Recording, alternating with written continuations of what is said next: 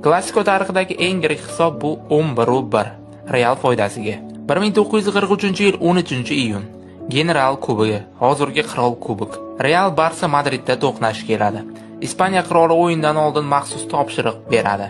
Uning buyrug'iga ko'ra, bu o'yinda Barsa Realga yutqazib berishi va Real darvozasiga birorta gol urmasligi kerak bo'ladi. Qirol Franko ana shunday adolatsizlikka qo'l uradi. O'yin boshlanish arafasi Madridga tashrif buyurayotgan Barsa avtobusi madridlik muxlislar tomonidan toshbo'ron qilinadi. Ispaniyaning qo'shtirnoq ichidagi zo'ravonlari Kataloniya jamoasi yechinish xonasiga kirib, Barselona futbolchilariga kim Real darvozasiga gol ursa, ayovsiz otib tashlanishi aytiladi. Ajotaj zo'ravonlik bois Barsa yechinish xonasida sarosima sodir bo'ladi. Hattoki ba'zi futbolchilar maydonga tushishdan ham qo'rqib qolishadi.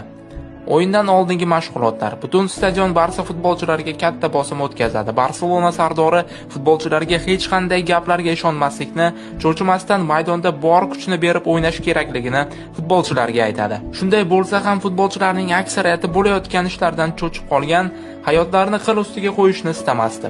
Barselona uchun, Kataloniya uchun degan jangovar chaqiriqlar Barsa futbolchilarining faqatgina yuraklarida yangradi. Chunki ular bu chaqiriqlarni ovoz chiqarib aytishdan cho'chib turishgandi.